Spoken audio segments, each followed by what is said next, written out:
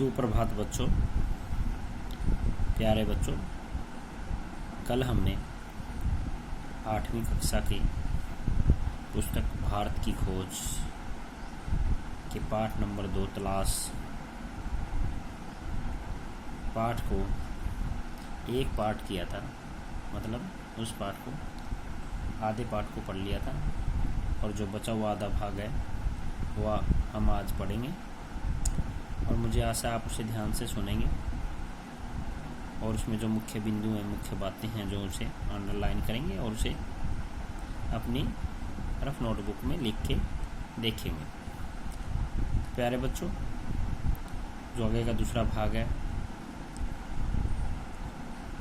पाठ नंबर 2 तलाश का जो दूसरा भाग है उसका नाम क्या है?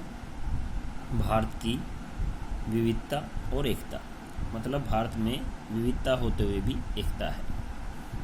हमारे देश में बहुत सी भाषाएं बोली जाती हैं। हमारे देश में बहुत से तरह तरह के क्षेत्र हैं, बहुत तरह तरह के लोग रहते हैं, लेकिन फिर भी हमारे देश में एकता है। हमारा देश एक है।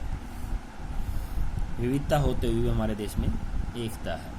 तो इसी विषय में, इस पैराग्राफ में, तो प्यारे बच्चों, इसे अब हम पढ़ेंगे। इसे ध्यान से सुनना। भारत की विविधता और एकता। भारत की विविधता अद्भुत है, प्रकट है, वह सतह पर दिखाई पड़ती है और कोई भी उसे देख सकता है। इसका ताल्लुक शारीरिक रूप से भी है और मानसिक आदतों और विशेषताओं से भी। बाहर से देखने पर उत्तर पश्चिम के इलाके के पठान और सुदूर दक्षिण के वासी तमिल में बहुत कम समानता है। उनकी नस्लें भिन्न हैं, हालांकि उनके भीतर कुछ समान सूत्र हो सकते हैं। वे चेहरे और शरीर में, खाने और पहनावे में और भाषा में एक दूसरे से भिन्न होते हैं। उत्तर पश्चिमी सीमांत प्रदेश में मध्य एशिया की गमक तो है ही, वहाँ के बहुत से रीति रिवाज, जैसे कश्मीर के भी हिमालय के उस पार के देशों की याद दिलाते हैं। पठानों के लोग प्रचलित नृत्य रूसी कोजक नृत्य शैली से मिलते हैं। इस तमाम विभिन्नताओं के बावजूद पठान पर भारत की छाप वैसी ही स्पष्ट है जैसी तमिल पर। इसमें कोई अचरज नहीं है, क्योंकि सीमा के ये प्रदेश और साथ ही अफगानिस्तान भी भारत के साथ हजारों वर्ष से जुड़े रहे हैं। ये पुराने तुर्क और दूसरी जातियां जो अफगानिस्तान और मध्य एशिया में बसी थी, इस्लाम के आने से पहले बौद्ध थी और उससे भी पहले वैदिक काल में हिंदू थी। सीमांत क्षेत्र प्राचीन भारतीय संस्कृति के प्रमुख केंद्रों में था। अब भी स्मारकों और मठों के ढेरों ध्वस्त अवशेष उसमें बिखरे हैं। विशेष रूप से तक्षशिला के महान विश्वविद्यालय के, जो 2000 वर्ष पहले अपनी प्रसिद्धि की चरम सीमा पर था। तक्षशिला विश्वविद्यालय का नाम सुना ही होगा आपने। 2000 साल पहले था वो हमारे देश में। हमारे देश में शिक्षा बहुत पुराने समय से चली आ रही है। हमारा देश बहुत आगे था पुराने समय से ही। सारे भारत के साथ ही एशिया के विभिन्न भागों से विद्यार्थी यहाँ खींचे आते थे। धर्म परिवर्तन से अंतर जरूर आया था, पर उन क्षेत्रों के लोगों ने जो मानसिकता विकसित कर ली थी, वह पूरी तरह नहीं बदल सकी। पठान और तमिल 2 चरम उदाहरण हैं। बाकी की स्थिति कहीं इन दोनों के बीच में है। सबकी अपनी अपनी अलग विशेषताएं हैं, पर इससे भी गहरी छाप भारतीयता की है। यह जानकारी बेहद हैरत में डालने वाली है कि बंगाली, मराठी, गुजराती, तमिल, आंध्र, उड़िया, असमी, कन्नड़, मलयाली, सिंधी, पंजाबी, पठान, कश्मीरी, राजपूत और हिंदुस्तानी भाषा भाषी जनता से बसा हुआ है। विशाल मध्य भाग कैसे सैकड़ों वर्षों से अपनी अपनी अलग पहचान बनाए रहा है।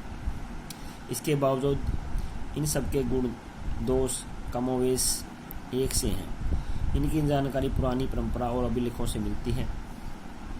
साथ ही इस पूरे दौरान वे ऐसे भारतीय बने रहे जिनकी राष्ट्रीय विरासत एक ही थी और उनकी नैतिक और मानसिक विशेषताएं भी समान थी। प्राचीन चीन की तरह प्राचीन भारत अपने आप में एक दुनिया थी, एक संस्कृति और सभ्यता थी जिसके तमाम चीज़ों को आकार दिया था। विदेशी प्रभाव आए और अक्सर उस संस्कृति को प्रभावित करके उसी में जज़ब हो गए, मतलब उसमें ही मिल गए। जज़ब होना, मिल जाना, मतलब जो भी हमारे देश में विदेशी आए हैं वही यहीं पे बस गए और यहीं के लोगों के साथ घुल मिल गए। जज़ब हो जाना मतलब घुल मिल जाना। जब भी विघटनकारी तत्व उभरे तत्काल उन्होंने सामंजस्य खोजने के प्रयास को बढ़ावा दिया। सभ्यता के आरंभ से ही भारतीय मानस में एकता के सपन ने अपनी जगह बनाए रखी। इस एकता की कल्पना कभी किसी बाहर से आरोपित वस्तु या बाहरी तत्वों के या विश्वास के मानकीकरण के रूप में नहीं की गई। इसके अंतर्गत विश्वासों और रीति रिवाजों के प्रति अपार सहिष्णुता का पालन किया गया और साथ ही हर तरह की विविधता को मान्यता ही नहीं प्रोत्साहन भी दिया गया। अरे बच्चों आगे क्या दें।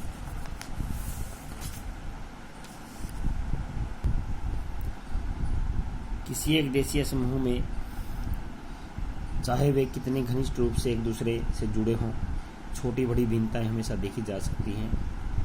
उस समूह की मूल एकता तब प्रकट होती है जब उसकी तुलना किसी अन्य देशीय समूह से की जाती है। यह बात अलग है कि अक्सर दो निकटवर्ती समूहों की भिन्नता सीमांत इलाकों में या तो धुंधली पड़ जाती है या आपस में घुल मिल जाती है। प्राचीन और मध्य युग में आधुनिक राष्ट्र के विचार ने जन्म नहीं लिया था और सामंती धार्मिक और जातीय संबंधों का महत्व अधिक था। फिर भी मेरा विचार है कि ज्ञात इतिहास में किसी भी समय एक भारतवासी भारत के किसी भी हिस्से में अपने ही घर किसी अपनेपन की अनुभूति करता था, जबकि किसी भी दूसरे देश में पहुंचकर वह अजनबी और परदेशी महसूस करता था। उन देशों में जाकर जिन्होंने कुछ दूर तक उसकी संस्कृति या धर्म को अपना लिया था, उसे अजनबीपन का बोध निश्चय ही कम होता था। वे लोग जो किसी गैर भारतीय धर्म को मानने वाले थे या भारत में आकर यहीं बस गए, कुछ ही पीढ़ियों के गुजरने के दौरान स्पष्ट रूप से भारतीय हो गए, जैसे यहूदी, पारसी और मुसलमान। जिन भारतीयों ने इन धर्मों को स्वीकार कर लिया, वे भी धर्म परिवर्तन के बावजूद भारतीय बने रहे। आज जब राष्ट्रीयतावाद की अवधारणा कहीं अधिक विकसित हो गई, विदेशों में भारतीय अनिवार्य रूप से एक राष्ट्रीय समुदाय बनाकर विभिन्न कारणों से एकजुट होकर रहते हैं, भले ही उनमें भीतरी मतभेद हों। एक हिंदुस्तानी ईसाई कहीं भी जाए उसे हिंदुस्तानी ही माना जाता है। इस प्रकार किसी भी हिंदुस्तानी मुसलमान को तुर्की, अरब, ईरान या किसी भी अन्य देश में जहां इस्लाम धर्म का प्रभुत्व हो हिंदुस्तानी ही समझा जाता है। मेरे ख्याल से हम सब के मन में अपनी मातृभूमि की अलग अलग तस्वीरें हैं और कोई दो आदमी बिल्कुल एक जैसा नहीं सोच सकते। जब मैं भारत के बारे में सोचता हूँ तो मेरे मन में बहुत सी बातें आती हैं। मैं सोचता हूँ दूर दूर तक फैले मैदानों और उन पर बसे अनगिनत छोटे छोटे गाँवों के बारे में, उन कस्बों और शहरों के बारे में जिनकी मैंने यात्रा की। वर्षा ऋतु की उस जादुई बरसात के बारे में जो झुलसी हुई धरती में जीवन संचार करके उन्हें सहसा सौंदर्य और हरियाली के झिलमिलाते प्रसार में बदल देती हैं। विशाल नदियों और उसके बहते जल के बारे में, ठंड की चादर से लिपटे खैबर पास के बारे में, भारत के दक्षिण सिरे के बारे में, लोगों के बारे में, व्यक्ति और समूह दोनों रूपों में, सबसे ज़्यादा बर्फ़ की टोपी पहने हिमालय के या बसंत ऋतु में कश्मीर की किसी पहाड़ी घाटी के बारे में जो नवजात फूलों से लदी होती है। नवजात मतलब नए फूलों से, जिसके बीच में कल कल खल खल करता झरना बहता है। हम अपनी पसंद की तस्वीर बनाते हैं और उसे सहेज कर रखते हैं। अगला क्या है पैरा बेटा? जन संस्कृति। मैंने वर्तमान समय में भारतीय जनता के गतिशील जीवन नाटक को देखा। ऐसे अवसर पर मैं अक्सर उन सूत्रों को खोज लेता था जिनसे उनका जीवन अतीत में बंधा है, जबकि उनकी आंखें भविष्य पर टिकी रहती थी। हर जगह मुझे एक सांस्कृतिक पृष्ठभूमि मिली जिसका जनता के जीवन पर बहुत गहरा असर था। इस पृष्ठभूमि में लोक प्रचलित दर्शन, परंपरा, इतिहास, मिथक और पुरा कथाओं का मेल था। मतलब ये क्या कह रहे हैं इसमें जो लेखक है? वो कह रहे हैं कि हमारे देश में हमारे लोगों पर हमारी परंपराओं का, हमारे धर्म का, हमारी रीति रिवाजों का बहुत असर था और वो अक्सर लोगों में देखने को मिलता था, सभी धर्म के, सभी तरह के लोगों। उनमें से किसी को एक दूसरे से अलग करके देख पाना संभव नहीं था। पूरी तरह अशिक्षित और निरक्षर कौन, जो बिल्कुल अनपढ़ लोग भी इस पृष्ठभूमि में हिस्सेदार थे। लोग प्रचलित अनुवादों, टीकाओं के माध्यम से भारत के प्राचीन महाकाव्य रामायण और महाभारत, महाकाव्य कौन से हमारे, रामायण और महाभारत, ये प्रश्न बनता है बच्चों।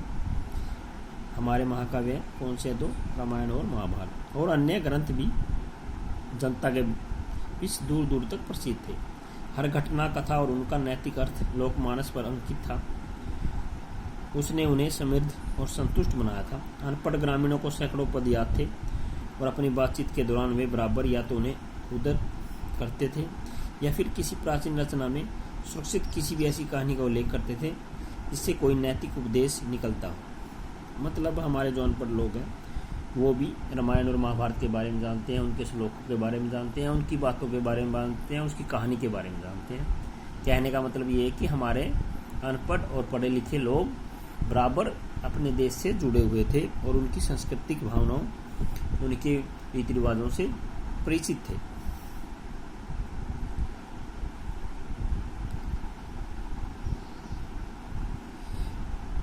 रोजमर्रा की जिंदगी के मसलों के बारे में सीधी सादी बातचीत को ये देहाती लोग जब इस तरह का साहित्यिक मोड़ देते थे तो मुझे अक्सर बहुत आश्चर्य होता था। यदि मेरे मन में लिखित इतिहास और लगभग सुनिश्चित तथ्यों से निर्मित तस्वीरों का भंडार था तो मैंने महसूस किया कि अनपढ़ किसान के मन में भी उनका अपना तस्वीरों का भंडार है। यह बात अलग है कि उसका स्रोत पूरा कथाएं एवं परंपरा और महाकाव्य की नायक नायिकाएं ही अधिक थी और इतिहास बहुत कम। तीस पर भी वह बहुत स्पष्ट होता था। मैं उनके चेहरे, उनके कार और उनकी चाल ढाल को ध्यान से देखता। उनके बीच बहुत से संवेदनशील चेहरे, बलिष्ठ देह और सीधे साफ अवयवों वाले पुरुष दिखाई देते। महिलाओं में लावण्य, नम्रता, गरिमा और संतुलन के साथ साथ एक ऐसा चेहरा जो अवसाद से भरा होता था। कभी कभी किसी देहाती रास्ते या गांव के बीच में से गुजरते हुए मेरी नज़र किसी मनोहर पुरुष या सुंदर स्त्री पर पड़ती थी जो मैं विस्मय विमुग्ध हो जाता था। वे मुझे पुराने भीति चित्रों की याद दिलाते थे। मुझे इस बात में हैरत होती है कि उन तमाम भयावह कष्टों के बावजूद जिनसे भारत युगों से तक गुजरता रहा, आखिर यह सौंदर्य कैसे टिका और बना रहा। इन लोगों को साथ लेकर हम क्या नहीं कर सकते, बशर्ते इनके हालात बेहतर हों और इनके पास कुछ करने के ज़्यादा अवसर हों। चारों ओर गरीबी और उससे पैदा होने वाली अनगिनत विपत्तियाँ फैली थी। इनकी छाप हर माथे पर थी। जिंदगी को कुचलकर विकृत और भयंकर रूप दे दिया था। इस विकृति से तरह तरह के भ्रष्टाचार पैदा हुए और लगातार अभाव और असुरक्षा की स्थिति बनी रहने लगी। यह सब देखने में सुखद नहीं था, पर भारत की असलियत यही थी। स्थितियों को समर्पित भाव से स्वीकार करने की प्रवृत्ति प्रबल थी, पर साथ ही एक प्रकार की नम्रता और बलमन साहत थी जो हजारों वर्षों की सांस्कृतिक विरासत की देन थी। इससे बड़े से बड़ा दुर्भाग्य भी नहीं मिटा पाया था। तो प्यारे बच्चों, ये लेसन यहीं पे ख़त्म होता है। तलाश जो उसका दूसरा भाग था वो हमने आज कर लिया है और मुझे आशा आपने इसे ध्यान से सुना होगा और एक बार इसे आप घर पे भी अपनी बुक से पढ़ेंगे। तो प्यारे बच्चों, ये बहुत अच्छी बुक है, जवाहरलाल नेहरू जी द्वारा लिखित भारत की खोज का एक छोटा सा हिस्सा है। एक बुक, पूरा तो बुक नहीं है भारत की खोज, लेकिन उसका जो मुख्य बातें हैं जो इसमें बच्चों के लिए दी गई है। आप इस पुस्तक को जितना ज़्यादा पढ़ोगे उतना ही ज़्यादा समझ में आएगी, क्योंकि इसमें कठिन शब्दों का बहुत ज़्यादा प्रयोग हुआ है। तो प्यारे बच्चों, इसे बार बार आप पढ़ना तो आपको ज़्यादा समझ में आएगी। ये हमारे भारत की संस्कृति, पुरानी बातों, हमारे रीति रिवाजों के बारे में है। तो प्यारे बच्चों, आज के लिए इतना ही। Have a nice day. आपका बहुत बहुत